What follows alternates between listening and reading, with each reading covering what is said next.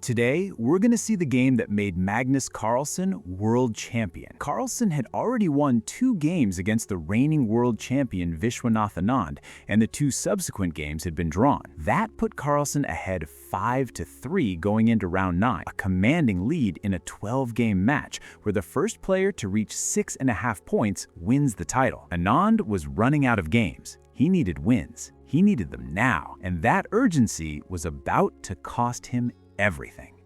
Anand, having the white pieces, begins with pawn to d4. Carlsen replies with knight to f6, then c4, e6, knight to c3, and bishop to b4. The Nimzo-Indian defense. The strategic logic of this opening is worth pausing on because it sets the tone for everything that follows. By pinning the knight on c3 to the king, black is preventing white from easily establishing the ideal pawn center with e4. It's a deeply principled opening choice, and Magnus plays it with complete comfort. Anand has several ways to respond. The 2 most popular are queen to c2, preparing to play e4 at a later moment, and pawn to a3, immediately evicting the bishop. But Anand chooses neither. He plays pawn to f3. This is the Samish variation. The idea is simple and very direct. Support e4 and build a big center. There's no subtle maneuvering here. Anand is going for space and a kingside attack. It's also worth being clear about something. This is sometimes confused with the Kmok variation, but that's a different line where white follows up by capturing on c5 and trying to hold the extra pawn. Anand doesn't do that here. He sticks to the main Samish idea: strong center, aggressive play, which sets the tone for everything that follows. Carlsen responds with pawn to d5, contesting the center immediately. Anand plays a3, finally kicking the bishop, and the first exchange of the game follows. Bishop takes knight on c3, and white recaptures with the b-pawn. Now the pawn structure tells a story. White has 2 pawns on the c-file, which isn't really ideal for him. Magnus then moves a pawn to c5, taking up center position and even making a pawn offer. Anand does not want 3 pawns on the c-file. Thus, it goes without saying that he will not accept that type of sacrifice. Thus, he only takes on d5 and then strengthens his center by playing the move pawn to e3. Magnus follows immediately with pawn to c4, locking the center completely. No more central pawn breaks are available. The game is going to be decided on the wings, and both players know it. Both sides develop their knights, and then Anand plays pawn to g4. To anyone watching casually, this might look like an error or an impulse. Pushing the g-pawn away from the center when pieces aren't even fully developed, it can look random. But it isn't random at all. With the center locked, Anand has identified where his winning chances lie: the king side. The g4 pawn is the beginning of a pawn storm that Anand intends to roll all the way to the black king. The plan is g5, eventually g6, pieces following the pawns and a mating attack on Carlsen's king. Carlsen castles, walking into exactly the territory Anand is targeting.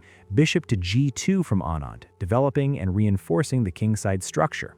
Carlsen plays knight to a5, eyeing the b3 outpost, a square the knight can reach and hold because no white pawn can ever drive it away from there. White castles. Carlsen establishes the knight on b3. After rook to a2 from Anand, Carlsen pushes b5, starting his own queenside expansion. This is the chess equivalent of 2 armies marching in opposite directions. Anand is building his kingside attack. Carlsen is building his queenside counterplay. The question isn't who has the better plan. Both plans are good. The question is who gets there first.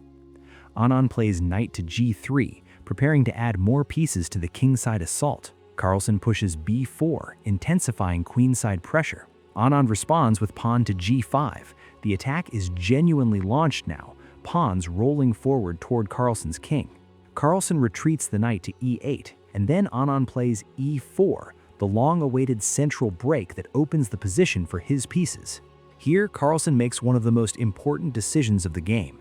He captures the bishop on c1 with his knight, taking white's bishop, which had been a key defensive and attacking piece, especially in supporting the kingside pawn advance. Carlsen follows with the clever rook to a6, sliding the rook laterally across the board to the 6th rank, where it can support queenside operations and potentially shift to defensive duties if needed. Anand pushes e5, claiming more space as Magnus responds with knight to c7, regrouping for queenside counterplay. The position has become genuinely sharp, two completely different attacks converging, and the clock ticking in a world championship match. Anand plays f4, pushing his kingside pawns further. b4. Anand captures on b4, Carlsen recaptures, and then the rooks get traded off. Anand plays pawn to f6, and the attacking configuration is complete. The pawns are poised to shatter Carlsen's kingside. The setup looks devastating, but Carlsen plays pawn to b3, completely unhurried. The b-pawn sits on b3, 2 squares from promotion, defended by its own pieces, and suddenly Anand has a problem he didn't have 30 seconds ago. Anand has to keep one eye on his kingside attack and one eye on a pawn that is very quietly marching toward becoming a queen. Anand plays queen to f4, keeping the attack going. Carlsen brings the knight back to c7, intending to reroute it to e8 to defend the critical g7 square. Anand tries to break through with pawn to f6, but Carlsen locks the kingside down with g6. Now Anand plays queen to h4. The threat is queen to h6, queen to g7, checkmate. It looks unstoppable, but Carlsen has already prepared it. Knight to e8, and just like that, the checkmate is no longer available. Queen to h6 from Anand, but the knight defends the mate square. The attack has been absorbed. In this position, Carlsen plays pawn to b2, 1 square from promotion. It is going to queen unless Anand does something about it right now. From the outside, Anand still looks like he might be winning. Rook to f4, rook to h4, queen to h7, and the king gets mated. The kingside attack still exists on paper, but the pawn on b2 makes that paper plan impossible to execute cleanly, because every move spent attacking is a move not spent stopping that pawn. Anand plays rook to f4, and Carlsen promotes. A second queen. Check. The entire attacking sequence has to be interrupted. This is the moment where the game pivots. Anand needed to play bishop to f1. It's worth being precise about why, because some accounts of this game gloss over the depth of what happened next. After bishop to f1, if Carlsen plays queen to d1, Anand has rook to h4, and then Carlsen's best response is the stunning queen to h5, sacrificing the newly promoted queen.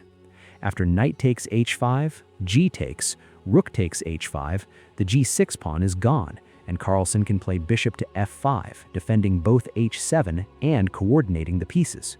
The position becomes roughly equal. Bishop to f1 was the move. It was the only move that kept Anand in the game.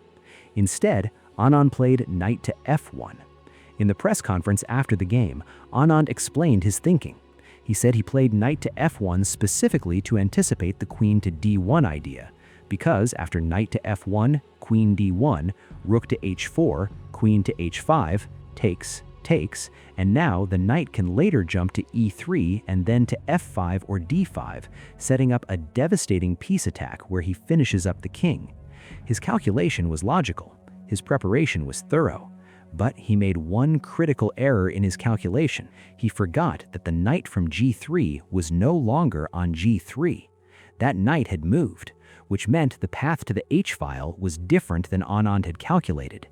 And that single oversight, missing that one piece had vacated one square, meant that now, instead, queen to d1 being the only queen move available, Carlsen had another option entirely: queen to e1. And now, rook to h4 doesn't work because Carlsen simply gives up the queen for the rook. The entire variation Anand had calculated, the one that justified knight to f1, collapses. The position is lost, and Anand resigned. The draw that followed in round 10 meant Magnus Carlsen became the world champion at 22 years old. A real legend. But this game, round 9, is the one that effectively decided that duel. But what happens when someone chooses to play the most bizarre opening in a professional game? Well, Bobby Fischer did, and you can find out what happens next over here.